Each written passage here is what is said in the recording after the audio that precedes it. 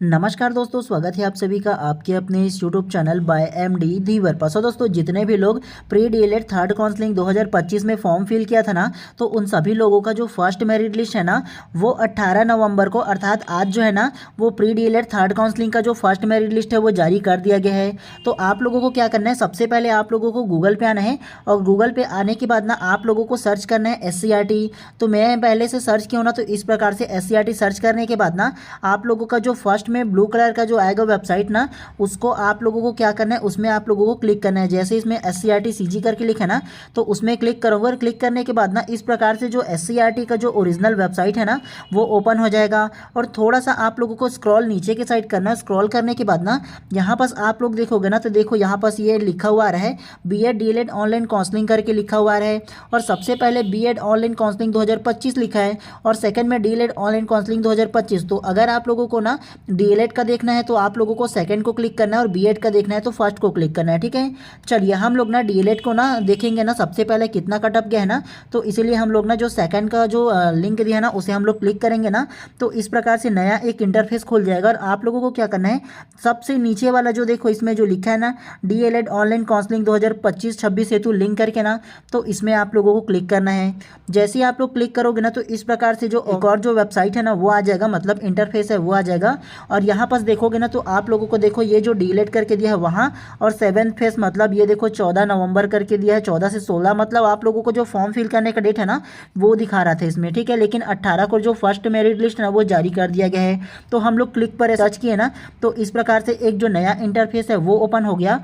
और इसमें देखो सबसे पहले आप लोगों को ना ऊपर में ना ये देखो यहाँ पास एक डॉट का निशान है ना, 3 डॉट का वाइट वाला, तो इसमें आप लोगों को सबसे पहले क्लिक करना है। और क्लिक करोगे ना, तो इस प्रकार से एक इंटरफेस फिर से आ जाएगा। और इसमें देखो ये जो नवापत्ति लिस्ट करके दिया है ना, तो इसमें आप लोगों को क्या करना है, क्लिक करना है। तो चलिए हम लोग भी इसमें क्लिक कर लेते हैं।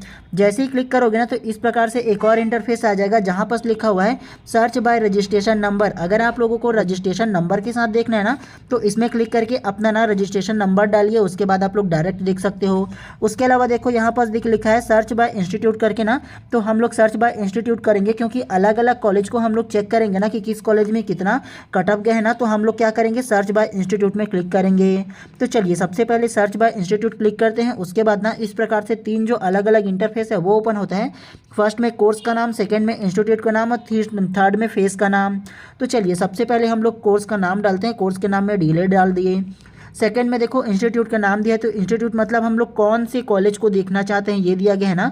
तो देखिए चलिए सबसे पहला कोई भी देखते हैं। चलिए डाइट बस्तर का देख लेते हैं, मतलब जो गवर्नमेंट कॉलेज है उसको, और इसमें कितना सीट है ये भी हम लोग को पता चल जाएगा। फेस कौन सा पूछ रहा है, तो फेस में हम लोग 7th फेस है ना, मतलब 7वां जो मेरिट लिस्ट है वो जारी हो रहा है ना। चलिए उसके बाद यहाँ पर सर्च के ऑप्शन दिया है, वहाँ पर सर्च मारते हैं। जैसे ही आप लोग सर्च मारोगे ना, तो इस प्रकार से जो इंटरफेस है ना वो ओपन हो जाएगा डाइट बस्तर का जो कॉलेज है उसका। और डाइट बस्तर में देखो ना, तो 13 सीट खाली था।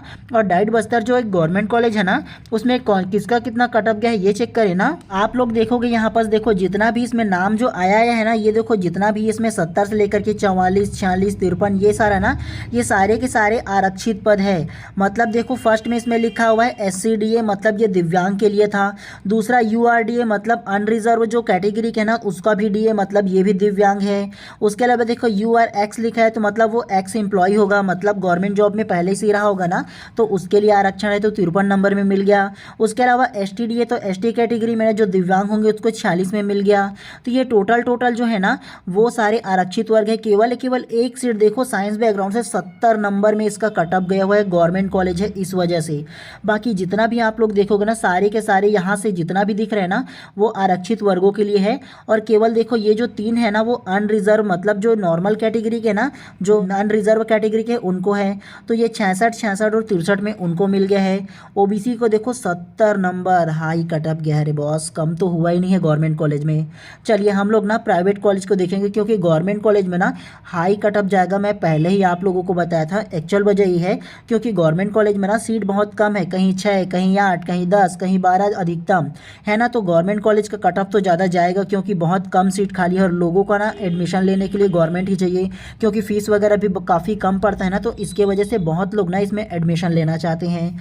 चलिए दूसरा ना हम लोग ना जो इंस्टीट्यूट है जो प्राइवेट वगैरह कॉलेज होगा ना उसको देखते हैं। चलिए डीपी विप्र कॉलेज ऑफ एजुकेशन बिलासपुर में जो एक प्राइवेट कॉलेज है ना उसको देख लेते हैं कि इसका कट ऑफ कितना है। ठीक है, चलिए इसको देख लेते हैं। सबसे पहले चेक करेंगे कितना सीट इसमें खाली है, तो टोटल 4 सीट जो है ना वो इसमें खाली है। और देखो 2 सीट जो खाली था ना वो यूआर मतलब अनरिजर्व साइंस बैकग्राउंड से था, तो उनका देखो 74 और 75। बाकी ये तो यार साफ साफ आप लोगों को बताओ ना, इतना कट ऑफ तो जो फर्स्ट मेरिट लिस्ट आया था ना डीएलएड काउंसलिंग का तो उसमें इतना ज़्यादा नहीं गया था।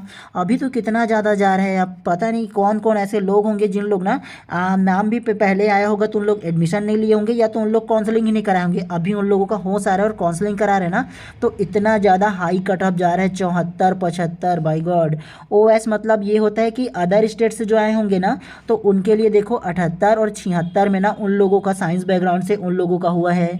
तो हाई कट ऑफ तो ये जो प्राइवेट कॉलेज है उसमें गया है। चलिए उसके बाद ना और कोई प्राइवेट कॉलेज दूसरा देख लेते हैं, कोई दूरस्थ इलाका वाला, ताकि थोड़ा सा हम लोगों को और आइडिया लग जाए कि यार कितना कितना कट ऑफ गया होगा और बोल करके। चलिए उसके बाद ना एक और जो गवर्नमेंट कॉलेज है डाइट पेंड्रा ना उसको देख लेते हैं, इसमें कितना सीट खाली था और कितना कट ऑफ गया है ना, एक बार इसको भी देख लेते हैं ताकि थोड़ा सा हम लोगों को इसके बारे में भी आइडिया लग जाए। ठीक है, तो चलिए सबसे पहले डाइट पेंड्रा के बारे में बात करोगे ना तो डाइट पेंड्रा में टोटल 8 सीट खाली था और 8 सीट में देखो ये कितना कट ऑफ गया है 61 नंबर। किसका? अदर देन साइंस वालों का गया है 61 नंबर। और इसमें अगर कि बोलूँ ना कैटेगरी ना तो एसटी कैटेगरी का गया हुआ है। ठीक है, 61 नंबर अदर देन साइंस का है ना। उसके अलावा देखो यूआर अनरिजर्व का ना 64 गया है, तो इसमें थोड़ा सा कम गया है लेकिन अभी भी 60 से कम हुआ ही नहीं है। उसके अलावा देखो ये जो है ना वो डीए है मतलब एसटी डीए जो दिव्यांग है ना उसका 49 में हुआ है। उसके अलावा यूआर जो एफएफ है ना मतलब अनरिजर्व फ्रीडम फाइटर उसका साइंस बैकग्राउंड से 54 में हो गया है ना। उसके अलावा एससी का देखो 59, एक नंबर सिर्फ कम हुआ है एससी कैटेगरी का। बाकी अगर अप्रॉक्स लोगे ना तो 60 से कम हुआ ही नहीं है गवर्नमेंट कॉलेज का। और प्राइवेट कॉलेज का भी तो भाई हाई फाई है, आप लोगों ने देखा होगा। उसके अलावा यूआर अनरिजर्व को देखोगे ना तो 65 70 गया हुआ है, हाई कट ऑफ गया है। चलिए अब हम लोग ना प्राइवेट कॉलेज का देख लेते हैं, जिसमें ज़्यादा सीट खाली होगा ना उसका देख लेते हैं एक बार और प्राइवेट कॉलेज का। चलिए उसके बाद ना एक जो कॉलेज है ना Ayush college of education Meduka Pendra road करके दिया है ना, तो इसको देख लेते हैं कि इसका कट ऑफ कितना गया है, ये एक बार देख लेते हैं ताकि थोड़ा सा हम लोगों को इसके बारे में भी आइडिया लग जाए। तो चलिए सर्च करके देखते हैं कि इसमें कितना सीट खाली था और किनका कितना नंबर में इन लोगों का सिलेक्शन हुआ है।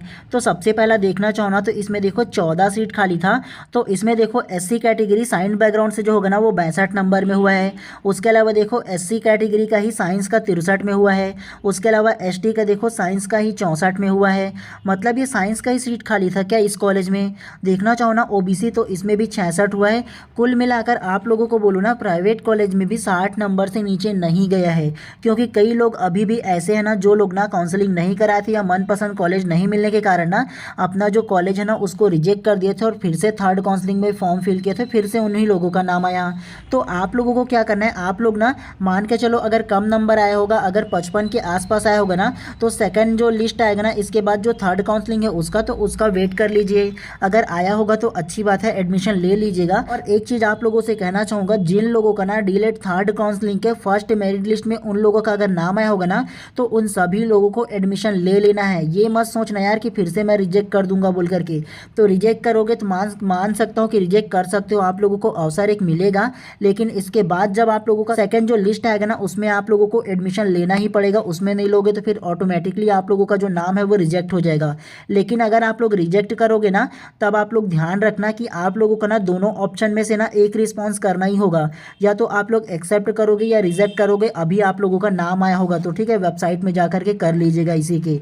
नहीं करोगे तो फिर दूसरा तीसरा लिस्ट में नाम आप लोगों का नहीं आएगा, ठीक है, ऑटोमेटिक वो रिजेक्ट हो जाएगा। तो ध्यान रखिएगा, अगर आप लोगों का मनपसंद कॉलेज नहीं मिला होगा और नहीं लेना चाहते एडमिशन ना, तो रिजेक्ट या एक्सेप्ट दोनों में से कोई भी आप लोगों को प्रतिक्रिया देना पड़ेगा। नहीं दोगे तो फिर ऑटोमेटिकली आप लोगों का जो नाम है ना वो रिजेक्ट कर दिया जाएगा और दूसरा जो लिस्ट है उसमें नहीं आएगा। तो ये ध्यान रखिएगा। चलिए एक आध कॉलेज और देख लेते हैं जो भी दूरस्थ कॉलेज हो ना, तो उसमें देख लेते हैं। चलिए संदीपनी एकेडमी करके दिया है जो कॉलेज ना, उसको देख लेते हैं संदीपनी एकेडमी के, तो उसका कितना गया हुआ है। तो सबसे पहले आप लोग देखना चाहोगे ना संदीपनी एकेडमी में कितना सीट खाली था। तो सबसे ज़्यादा तो संदीपनी एकेडमी में देखो टोटल 18 सीट खाली था। और इसमें किनका एडमिशन हुआ है, कितने नंबरों को देखो, तो प्योर ये सारे के सारे लोग साइंस बैकग्राउंड से हैं, मतलब साइंस वाले स्टूडेंट हैं। जिन लोगों का देखो सबसे पहला 64 नंबर, 65, 66, 66, 68, मतलब 60 से नीचे ये भी नहीं आए। हालांकि ये प्राइवेट कॉलेज है, फिर भी देखो पूरे के पूरे साइंस बैकग्राउंड से। ये जो कम नंबर वाले हैं वो 69 तक की साइंस बैकग्राउंड से है, और एक केवल है जो अदर देन साइंस है, 69 मार्क्स। इतने लोग क्या कर रहे थे समझ नहीं आ रहे। इससे पहले अभी थर्ड काउंसलिंग में इन लोगों का अभी नाम आया है। अभी में जब इतना कट ऑफ है तब तो यार नीचे नहीं जाएगा लग रहा है, पता है।